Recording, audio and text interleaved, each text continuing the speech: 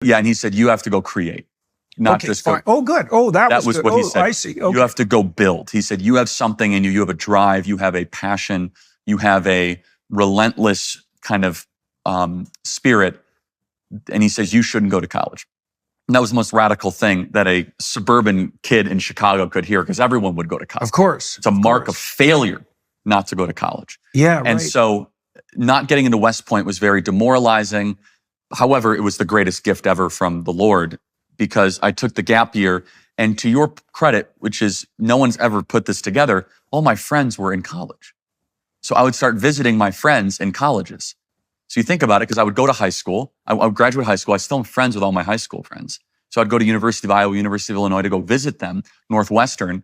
And I realized as I was trying to get this political thing off the ground, this is where it all stemmed from. And I was trying to put pieces together that the academy was where the fight needed definitely. To go towards. Yeah. And simultaneously, as I was trying to find funding and trying to get donors behind our effort, something that almost every wealthy person that I would encounter is they had a soft spot and a interest in trying to invest in college campuses, especially conservative-leaning philanthropists and business types in America. I think about 2012. That's turned around to bite them pretty damn hard. Oh yeah, but it would get their attention, right? So here I would be at a cocktail party, and I'd be 18, 19 years old trying to get funding, trying to get someone's attention. They say, okay, what do you do?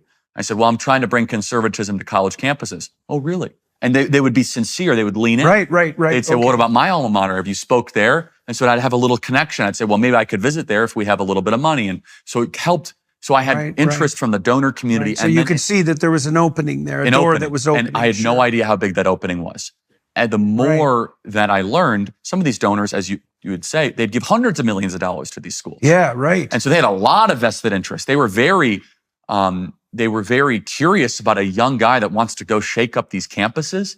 Because remember, that's when woke was really starting to come up. Yeah. 13, 14, 15, we saw it bubble up. For sure. 15 was, I think, the Pearl Harbor moment. It was Michael Brown, Ferguson, Missouri, hands up, don't shoot. That's where woke started to present itself in. Oh, you'll have to tell me why you think that event was at least from the, because I think at the top of all woke elements, race was the primary, let's just say the primary fencing. Yeah, it's the division point. Correct. And so in 2015, when Ferguson, Missouri, the lie, the scam of hands up, don't shoot with Michael Brown, Black Lives Matter was born out of Ferguson, Missouri, actually on a college campus at University of Missouri in Columbia, Missouri. And that spread like wildfire through, of course, a lot of Democrat operatives and money being spent. Remember how long we spent on that news cycle of America's racist because of Michael Brown, and all the CNN commentators famously said, hands up and don't shoot.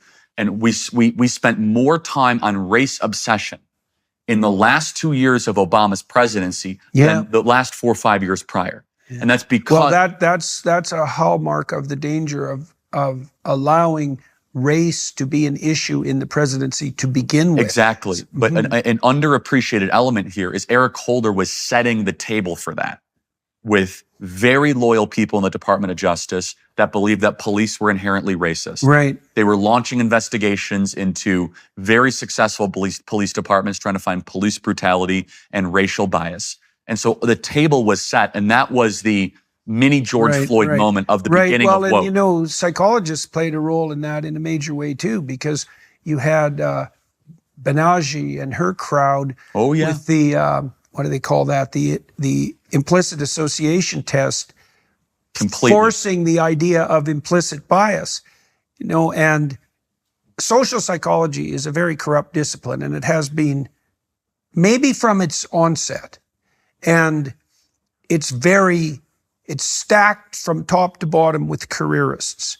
And it was social psychologists, for example, who denied that there was any such thing as left-wing authoritarianism until 2017. Right. That was something you didn't get to think if you were a social psychologist or even investigate. We cracked that. There was a couple of people working on it around 2016. The last bit of research I did was on left-wing authoritarianism, and then my lab blew up. You know, it just became impossible for me to continue. But so that dovetailed with this insistence that people were looking at the world through a lens that was irremediably biased in terms of their privilege and their racial and ethnic identity. And, and it's tricky because people do have a tilt in the ethnocentric direction, right? Because, well, how about because you favor your family, right? You tend to favor the local. You also tend to favor the non-novel. And the familiar. Well, exactly. And now there are exceptions to that. Well, you see this in the Old Testament accounts because sometimes the foreigner is the best thing that ever happened. So that would be like Jethro in the story of Moses' father-in-law. Of course, and Midian. Yeah, exactly.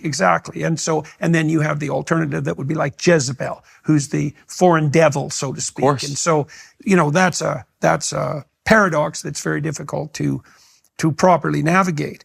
Okay, so yeah, it's 2015, 2016, things went like seriously sideways. Okay, and that's where, just to complete the point, my job on campuses became far more interesting because our organization shifted from primarily, economic discussions of Marxism and capitalism to core cultural hotbed topics in 15, 16, 17, race, and then, of course, the next layer, gender, transgenderism. So the beast that Betty Friedan and Judith Butler raised, that monster, reared its head with incredible ferocity in 16 and 17 in the academy.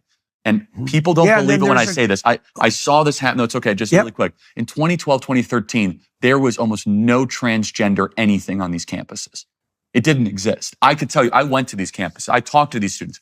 You might have an effeminate looking guy maybe wearing a dress as a joke. It was not anywhere. The social contagion within 5 years was dramatic. Yeah. It was a different place.